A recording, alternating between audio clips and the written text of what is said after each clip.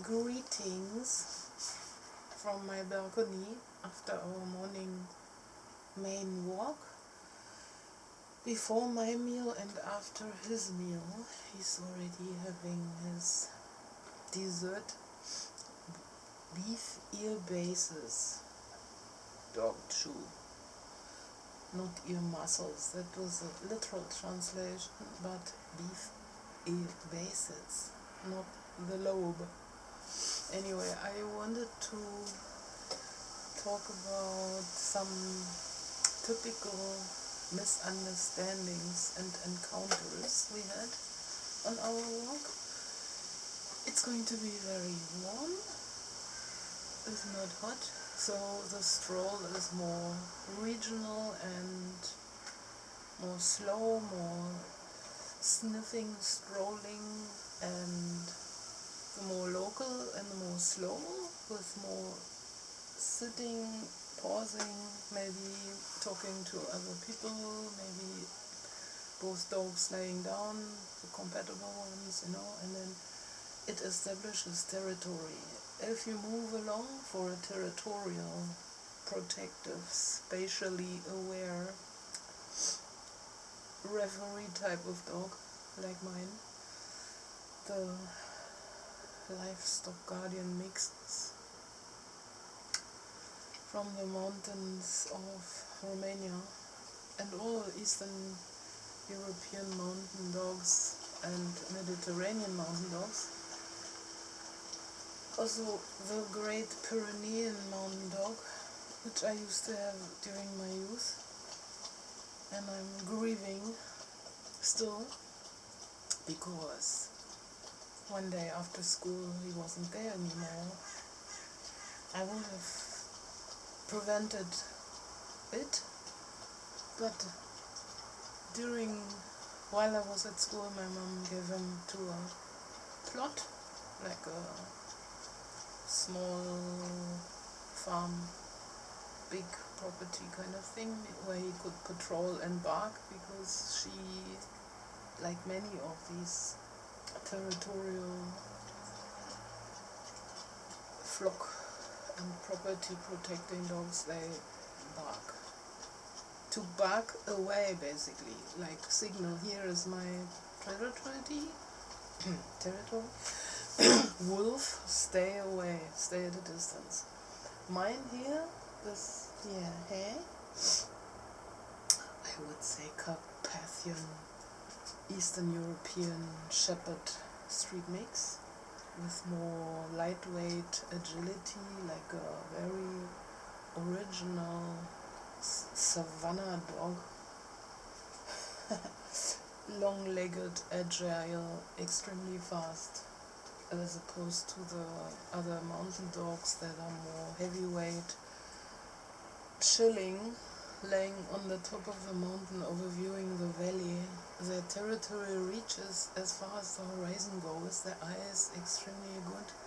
They look in a total zen mode, watch everything, and as soon as something arises, they'll bark it away to signal, hey, no further, this is my territory. So they don't necessarily go into attack mode, but mine here is more like, I look like I'm relaxed, and if a certain threshold is overstepped, I'll just dash forwards to chase you away, fend you off, and maybe clip your toenails. I noticed, like, in the beginning when his territorial behavior developed, like he would go for the feet, he dashes down and goes for the feet. That is only the introduction now to outlining their natural tendencies. So if I stop, the movement collapses, of course, into a field of territory. If I want to dissolve it again, I move along and dissolve the territory, because now it's shifting.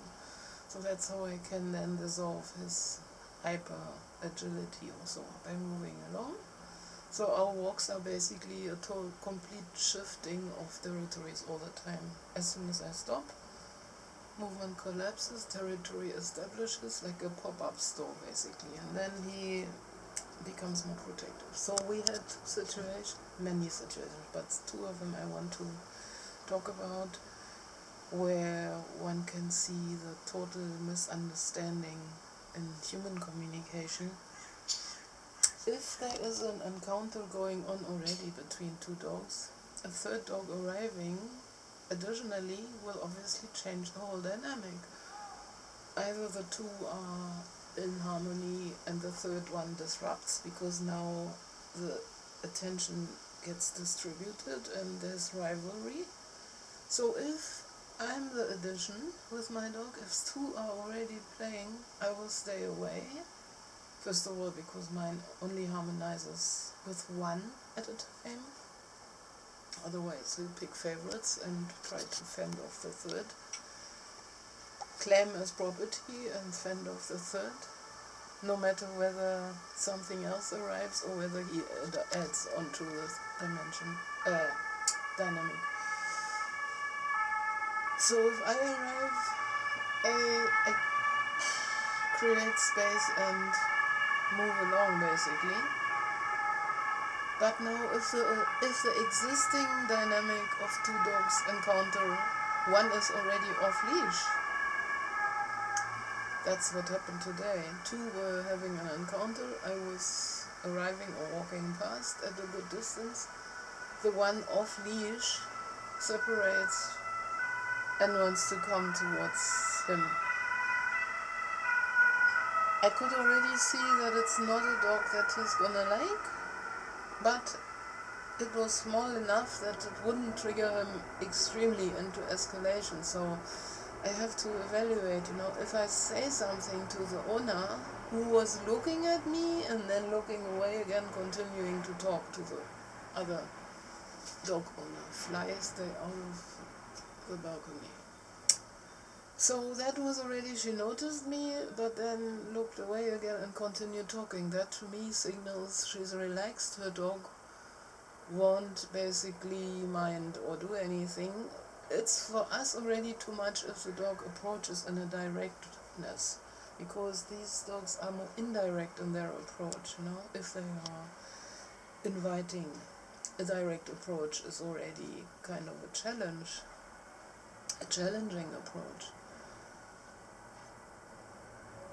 So what I want to actually boil this whole thing down to, if you have a dog off leash, apart from the fact that the regulation obliges us to keep dogs on the leash, people do what they want, but now from common sense, if you have your dog off leash, then it can only be a dog that chooses avoidance in a confrontational situation. Well, that's a contradiction. So if it doesn't go forward but avoids, because then you can stay relaxed and continue talking to the other person there. If you know your dog will maybe be curious, but if mine already fended off and signaled, hey, stay away, and the woman neither called the dog nor did the dog respond to his signaling, but kept coming towards us and even defended against his fending off, that to me is a dog you cannot have off the leash, because that's why I have mine on the leash for the other people, because he would just, according to his own rules, clear the space which is not in favor of the other participants. So I have to evaluate. If it's a bigger dog where the escalation will be more dramatic, of course I have to shout across the distance and ask them to stay where they are, call their dog or put them on a leash. My calling then already alarms mine even more, because now he notices, okay, this seems to be stressful, I have to join in, It's not like all these wonderful dog trainings show, step in front of your dog keep him behind you on the leash. Yeah, I don't know what kind of a triceps those people have. Because if he develops four-wheel drive turbo speed momentum from 0 to 100, even with, that's crows being crazy in the tree there, he will develop a momentum you can't believe. That's why I have to then hold him really on that extra piece of collar that stands out, so he gets the minimum chance of momentum development only. But and get my feet in a safe space so he doesn't scratch my veins or anything, because he'll really go four-wheel drive, turbo drive. So I have my dog on the leash for other people. I'd love him to be completely free and do as he wishes, as they do, So that is one misunderstanding in communication on the dog's level, but definitely on the people's level also. Because, by having my dog on the leash, I'm also signaling to the others that I'm taking care and responsibility. They can feel safe. If I encounter this situation there where the one dog was off leash, I have to be sure this dog is only off leash, because even though she sees me and doesn't call him back, it can only be because it's an avoidant dog. But that's of course pure theory and most often not the case. So that one separates, rushes into mine goes to keep him away, the other also shows his teeth. Then the woman arrives, which is now the intrusion number 2 into the space that mine is trying to protect and fend off. So now you've got the stranger arriving, mostly even shouting at the dogs, escalating the sense of danger, maybe bending over to try and catch their dog, which is running around mine, then being far too close to mine. So that's a catastrophic dynamic, which I try to avoid, of course. Anyway, this one then, and they don't feel the need to say, oh, I'm sorry, or nothing at all. They just go. So that was situation number 1 of miscommunication on all levels. Total clash of chaos, but no escalation, but not pleasant, of course. In the second situation, I was standing with another woman. Both dogs were laying down, relaxing in the cool grass, because it's warm. No dogs had motivation to walk. We talked a bit. A third one arrives to us now, so that's the other situation. Again, a third arriving, which happens sooner or later because people walk their dogs, and if you stand somewhere, then someone will arrive sooner or later. Rather sooner, often, unfortunately. But I could see from a distance it's a dog that he would on a separate encounter enjoy. He knows it and he likes it, so he would be tolerant, but a bit protective, because the first dog is his property. It's a female dog, so he could be fending him off because it's a male arriving, but because he likes it a lot, he might be tolerant if they just walk past at a normal distance and the other male doesn't try to challenge to get the female away, kind of situation. So now, I can't from a distance already shout to the owner, hey, but only like this and do like that in case, and I think you might, and otherwise, and so on. So I just have to let it roll, of course, because otherwise they'll say, nee, I wasn't even intending to, I didn't even want to, and this isn't what it looked like.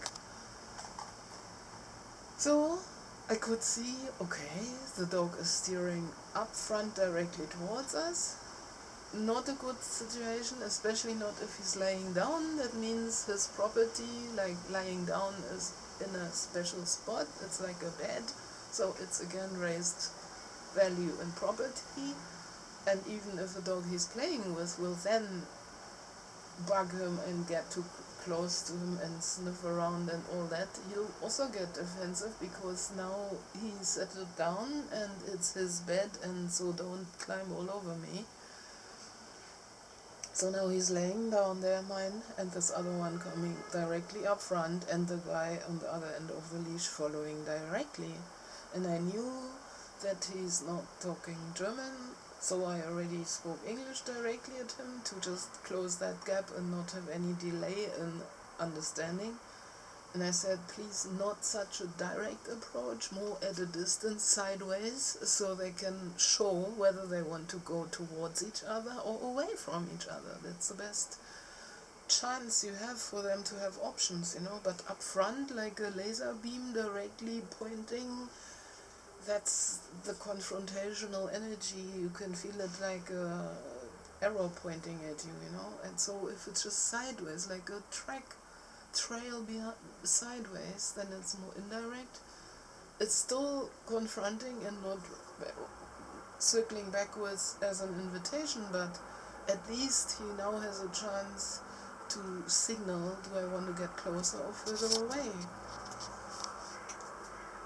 And then the time goes on, he continues walking as he's walking, not taking into consideration what I said. That's the most thing I love always, this time-lapse thing of stuff I'm trying to avoid continuing, although I already said something, which I wouldn't even need to, in my understanding, if you look at the body languages.